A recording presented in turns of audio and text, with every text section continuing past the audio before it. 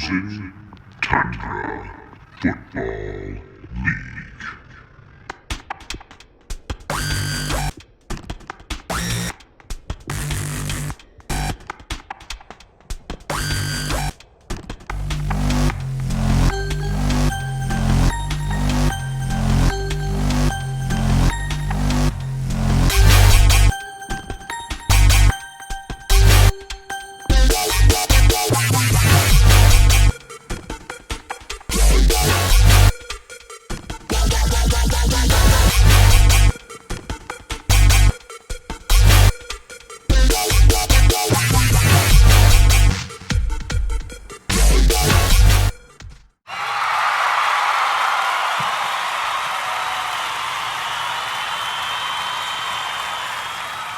Well, hello and good evening to all of my fellow friends and FTFLers. Welcome to the longest running weekly episodic update show here in the Frozen Tundra Football League. Welcome to the FTFL Weekly Update. It is I, Brett Sieber, your host, and of course the owner of the 2003 FTFL champions, Hulkamaniacs. And lest us not forget, your king, because I beat the king this week, even though he had a first-round bye. And, of course, that first-round bye in a lot of ways compliments of the still controversial Jeff Markser tanking when he had a shot at the playoffs. And let's just think about that for a moment. If this week, week one of the 2019 FTFL playoffs taught us anything, it's that anything can happen. I seem to have forgotten my cup. No matter. We'll just raise a glass to those fine folks in blue, keeping the mean streets of Park Rapids clean. Here's to you. Feeling better now. What went down this week in the playoffs might simply be the single greatest game in FTFL postseason history. Yes, last year's FTFL championship game, 3 points. That was amazing. And we've had some close games over the year, and we'll talk about those in a little bit. But the one this week, Swart versus Matt, all-time greatest. Lots to unpack. We'll get to that. Also, we're going to talk about the rookie keeper savior. All the way back in week 2, there was roster mismanagement. That's right, already in week 2, it was being brought up as a possible DSM nomination. And ain't it something when your own mismanagement rises to the top and brings you to the semifinals of the playoffs? My goodness gracious. Of course, with the greatest game possibly ever played, the riot has officially been ended. The squad showed up, the smoke bombs were set off, everybody was sent home. You don't have to, I guess, go home, but you can't stay here. These playoffs aren't for you anymore. Adam Swart, what a season. And again, more on his season and where it stands and what kind of significance is tied to it when we get to that game in just a little bit. Of course, there were a couple teams not playing this week, the Mixing Cocktails and the king of the FTFL, of course, went on to say, well, looks like I wasted, or looky me, I had another top score this week. Whoop-de-damn-do. Can you do it when it matters? And a few times this year, you kind of underperform, so you just never know. Which, of course, is why you submit a winning lineup every week, because you just never know. Real quick before we move on to the games, there seems to be some confusion, of course, after Jameis Winston's performance this week that he was buzzsawing it up. Close. The buzzsaw clarification starts at 50 points. 42 points, maybe getting close to sniffing honorable mention, but not a buzzsaw performance. However, it was part of a big performance in one of 2 games that were decided by 1 point. Only one other time in the history of the FTFL have we had 2 playoff games in the same week decided by 1 point. And of course, one of those I'm talking about was the Architect, coming in at 5-8, the first ever playoff team in FTFL history with 8 losses, taking on the overworked, underpaid, underappreciated log cabin pizza employees about to riot. Never before had we seen a 5-game difference between playoff participants. Never before had we seen this. Never before had a team with 8 losses made it in to the FTFL playoffs. But here we were. Matt, 5-8. Swart, 10-3. And if you were watching early, Swart seemed to be maybe getting away with this in a runaway. Mind you, though, Evans going out, Cook going out, Watson not playing great. And then everything got crazy. The Texans scored a bunch of points in garbage time. Jameis Winston and the Tampa Bay Buccaneers decided to have a shootout with the Indianapolis Colts. Austin Eckler had an 84-yard touchdown. And when all the dust was settled, when everything had become clear, it was 120 points for Matt and 119 points for Adam Swart. This is the 4th. Now, of 5, I suppose, because we had the 5th one as of last night, the 4th 1-point game in FTFL playoff history. 120 points is the 4th highest playoff game score of all time. 119 is tied for 5th. This combined score was the highest combined score between any 2 playoff teams in the history of the FTFL. Throughout the history of the FTFL, we had 14 teams march into the postseason, including this year, with 10 victories on their resume. 10 of those teams have gone on to win their first playoff game. 3 of them, including Adam Swart now, have been losers. A rare feat to get to 10 in all of the seasons. In all the teams, only 14 times has it happened. More often than not, you get the victory. But if you're Adam Swart, 119 points was 1 point short. Like I said, Deshaun Watson came on late, 28. Aaron Jones had a big game, finally, 21 points. Jared Cook caught 2 balls, 64 yards and 2 touchdowns. He got 21 points. Mike Evans, 14.5 before he ripped his hamstring in half. Melvin Gordon, 12.5. Julio, 6.5. And it's Julio who you have to look at and go, maybe, just maybe, I should have started Kenny Golladay. More on that later, because Golladay had 11. That would have been the difference. The Jacksonville defense, though, let's be honest, more on them later, too. They also let you down with just 1 point. If you're Matt, good God. Jameis Winston, 42 points. Austin Eckler, 26. Ezekiel Elliott, 19 on Thursday. Boswell with 12. Kyle Rudolph and San Francisco's defense both with a point. He escaped having 2 players with just 1 point, but that's because Jameis Winston was putting up point totals for 3 or 4 players. Noah Fant with 14 on the bench. It really didn't matter. This game, for everything that was involved, I mean, it was absolutely unreal. In my opinion, all the research I've done this year, greatest game in FTFL history. And Matt moves on at 6-8. The other game in the championship side of the bracket, Ryan Deesum just dragging him in the dirt, kicking and stomping his way, almost having to be pulled into the playoffs with his titties and balls at 6-7, taking on the radioactive monkeys at 8-5, who have got a beef still with Jeff Markser for sandbagging it when he had a chance to go to the playoffs. Ladies and gentlemen, may I present to you your 2019 Deesum Award winner, Jeff Markser. I'm pretty certain that's how it's going to go. The Monkeys coming into this game on an absolute tear.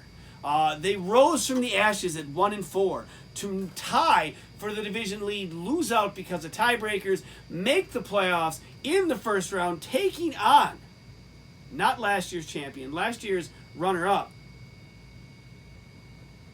And boy, oh boy, not quite as explosive as the other game. However, going into Monday night, there was a 5-point lead for Deesum. He had Alshon Jeffrey. Salty had the aforementioned rookie keeper savior, Miles Sanders. In week 2, Salty had to start Miles Sanders because of roster mismanagement. Blue, his rookie keeper, gone. However, it was on Monday night that Miles Sanders needed exactly 6 points for his team to get the victory. And Miles Sanders got exactly 6 points. And it took overtime. It took overtime for him to catch a ball for 12 yards, run a ball for 14 yards, bing, bang, boom. Ryan Deesum is done. down to the 5th place game. Saltmarsh marches on. Everything seems to happen for a reason. Saltmarsh may have the horseshoe with them. DeAndre Hopkins was a benefactor of garbage time in Houston. 21.5 points. Harrison Butker, 13. Cousins with an off week of 10. Miles Sanders, the big 6. If you're decent, Mahomes and Freeman both had 14. Travis Kelce, 13.5. The Rams defense, 12. Alshon Jeffrey got 0, in part because he got hurt in the second quarter and did not return to the game. Adam Saltmarsh marches on. Ryan Deesum takes his titties and balls and goes home. Next up, we are going back. Last week, we talked about the history of the playoffs in the FTFL with a 20 years of the FTFL segment. This week, boy, oh boy, all season long, we were promised chaos. But did we really get that? To help us figure it out, it's Picks of the Week.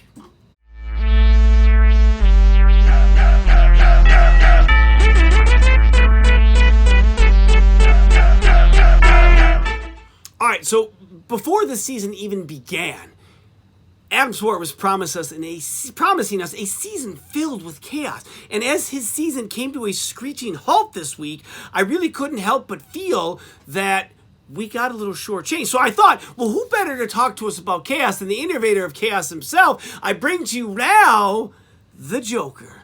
All right, so Joker, give us your thoughts and feelings on this season and Adam Swart's promise for chaos and ultimately what happened. I mean, I'm going to be really honest with you. Last year, I was so taken and captivated by your league where John Linkowitz kept a kicker. And I thought, this is fantasy football. This is the new brand. This isn't the norm. This isn't the every Sunday you put in the same line. No, this was a different way of looking at it. And then it all just kind of fizzled out. And I thought, well, there really isn't any reason for me to continue to pay attention. But then, no, Adam Swart, he said, this season will be all about chaos. And I thought, oh, well, I'm back on board because if there's anything I like, it's not having a plan. But then he seemed to play every week with the same plan. And it was organized, and it wasn't chaos at all. And so I thought, well, this is what we were promised. This was a letdown. You know, I'm going to have to agree. Overall, this was a very unchaotic season, at least with regards to Adam Swart. I mean, yes, going 10-3, you made a little bit of stuff, kind of you ruffled some feathers or made some waves, but in the end, funny thing happened on the way to the semifinals. Matt with 5 wins came in and just took the apple cart and flipped it completely over. I mean, he went complete chaos on everyone, and he beat Adam Swart. And I mean, that's the kind of brand of chaos that I can get behind. Man, he sure did. I mean, what a week. How about this week? We're looking at now Matt with a big win over Swart coming and taking on the Mixing Cocktails. Who do you got in this game? Can Matt continue with his brand of chaos? Andy's always been one to... he's a risk taker, but not in the sense of really upsetting the norm. And so I look at what Matt has done, and I can't help but think how excited I would be when, not so much if, but when, if, whatever, Matt's going to beat Andy this week in the playoffs. Wow, if that happens, that would be absolutely stunning. Although, let's be honest, anything can happen, which is why you should be trying to win every week. Speaking of winning, who do you think is going to win now the other game of the championship bracket, Saltmarsh or Sid Hay? I think they helped us forget a little bit about some of the chaos that was introduced last week. That's right. There was someone else who stepped outside the guidelines, if you will, of fantasy football. Jeff Markser didn't even attempt to make the playoffs, even though he had a chance to. And that was pure genius. What a way to just upset everything. So now Salty's got a chance to show Sid who truly was the champion of the South, and I do believe that Adam Saltmarsh will take the king and dethrone him. I mean, absolutely. In these playoffs, chaos kind of reigns supreme. I thank you very much for taking time out of your, I'm going to guess, unplanned schedule to talk with us today, and I wish you nothing but the best during this holiday season. Thank you, Mr. Joker. Nothing but complete chaos from here and throughout the rest of your playoffs, and with that, good night.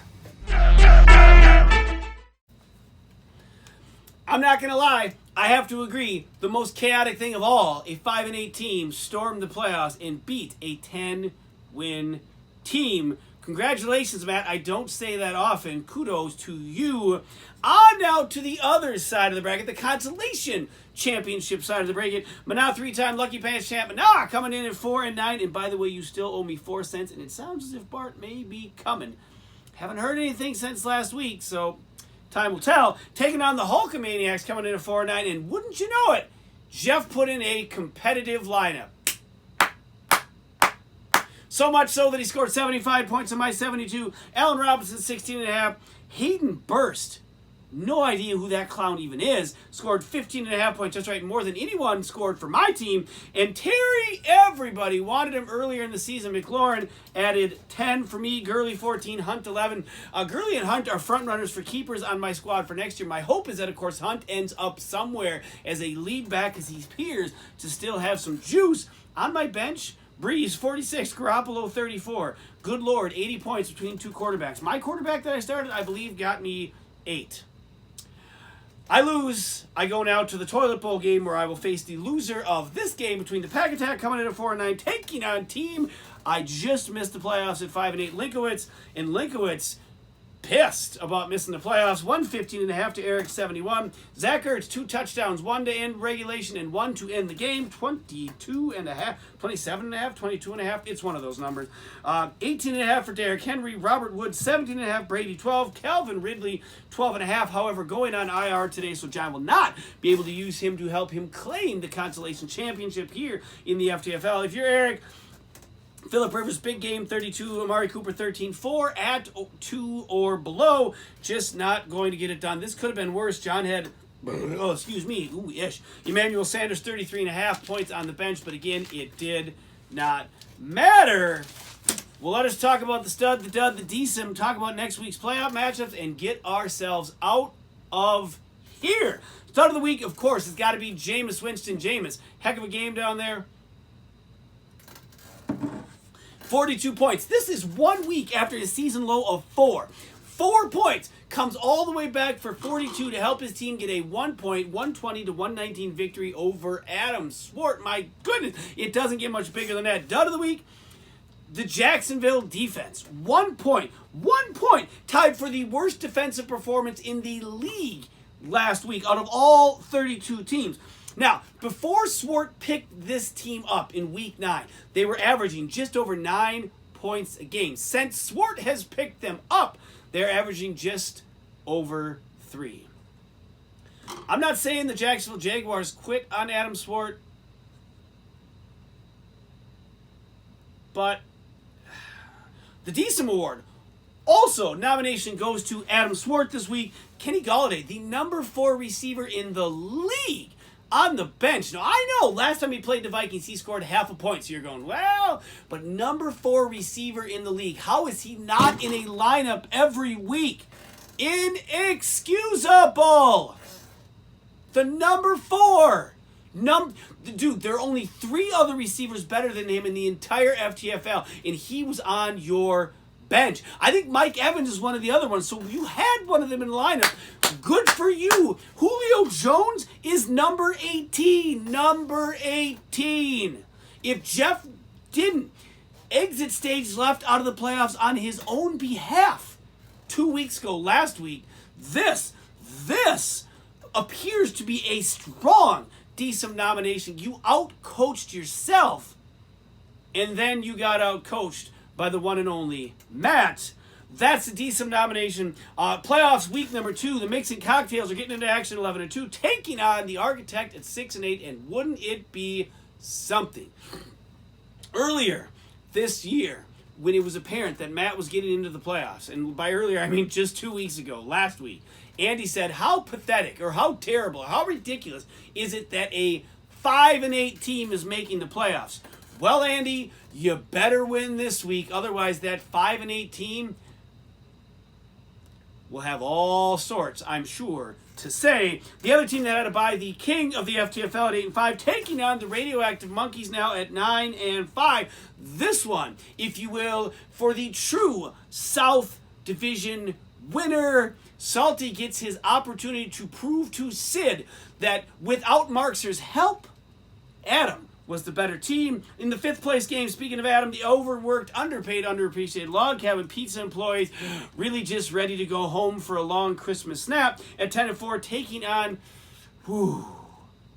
the past expiration date in these FTFL playoffs. Titties and Balls are Ryan Deesum at 6-8. In the consolation side of the bracket, Team Lincolnwood 6-8 in the championship, taking on Manamana, taking on 5-9 at 5-9, and the Hulkamaniacs in the Brother-in-Law Bowl Part 2, taking on the Pack Attack at 4-10.